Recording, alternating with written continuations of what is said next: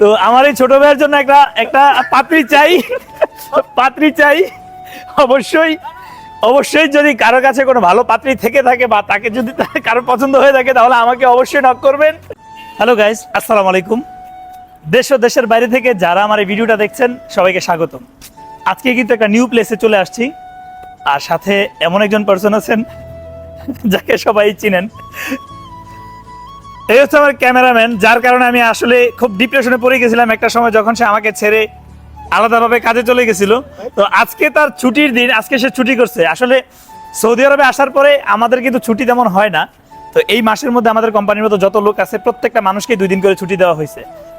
আমার অবশ্য ছুটি নাই এখন, আজকে ওর ছুটি। তো এই কারণে ভাবলাম এই সুযোগটা কখনোই হাতছাড়া করা যাবে না, তাকে নিয়ে যাই ভিডিও করার জন্য। আজকে এমন একটা প্লেসে আসছি, একটা পার্ক বলা যায়, দেখতেই পাচ্ছেন একদম নিউ প্লেস। এই প্লেসে আজকে আমি প্রথম আসছি। আমরা তো আসলে আয়না ঘরের মতো জীবনযাপন করি, আমাদের আসলে রুম থেকে তেমন একটা বের হওয়া হয় না।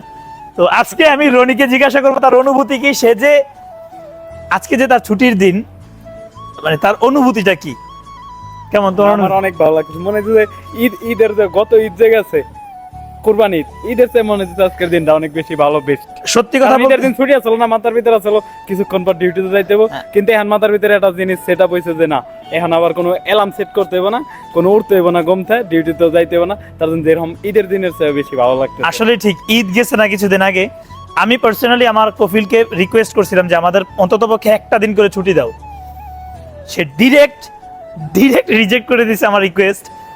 আমরা কোনো ছুটি পাই নাই ঈদের মধ্যে, ঈদের দিন পর্যন্ত আমাদের ডিউটি করতে হয়েছে। তার মধ্যে সকালবেলা নামাজ পড়ে তারপরে মানে অনেক লেট হয়ে গেছিল ঘুমাইতে, তারপরে কিন্তু আমার ঘুম থেকে উঠে আমাদের প্রতিদিনের রুটিন মতো আমাদের ডিউটিতে যেতে হয়েছে। আর আজকে ডিউটিতে আর যাইতে হবে না, আজকে রনির ছুটি। অনেক খুশি। ওই যে আরেকজন আছে সাথে, ওই যে দেখতে পাচ্ছেন সাজ্জাদ, সে বসে বসে ওইখানে ফোন টিপতেছে। তো ভাবলাম আজকে এই ভিডিওটা করার রিজন হইতেছে আপনাদেরকে সবাইকে, এই যে আমার ছোট ভাই, যার আসলে অনেক হেল্প ছিল আমার এই এতটুকু পর্যন্ত আসার পিছনে, তার অনেক আসলে সে অনেক হেল্প করছে আমারে, এটা আমি সবসময় বলে যাই। আপনারা সবাই জানেন, এর আগের ভিডিওতে আমি বলেছি, সে সেই ছোট্ট পেজ থেকে আমাকে অনেক হেল্প করেছে। এখন হয়তো বা সময়ের কারণে বা পরিস্থিতির কারণে আমরা এখন একে অপরের কাছ থেকে অনেক দূরে থাকি বা কাজ করতেছে। সে দিনে কাজ করে, আমি রাতে। যাই হোক, এখন তো মানে মোটামুটি আজকে তো ভালো লাগতেছে তোমার, হ্যাঁ? তো যাই হোক, অবশেষে একটা কথা বলে রাখি, আমার অডিয়েন্স অনেক আছেন, আমার অডিয়েন্স অনেক মেয়েও আছেন যারা আমাকে পছন্দ করেন এবং রনিকে অনেক পছন্দ করেন।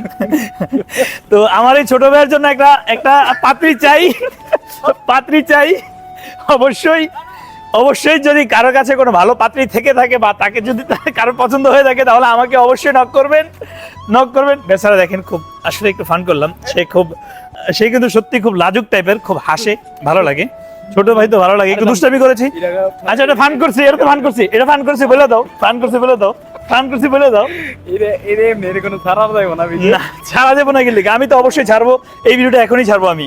যাই হোক, যা কথাগুলো বলছি কেউ মাইন্ড করবেন না। আসলে ছোট ভাইকে অনেকদিন পরে পাইছি, তো আমি নিজে অনেক বেশি পরিমাণ এক্সাইটেড। তাকে সাথে পেয়ে মুখ থেকে কি আসতেছে না আসতেছে কিছুই বুঝি না।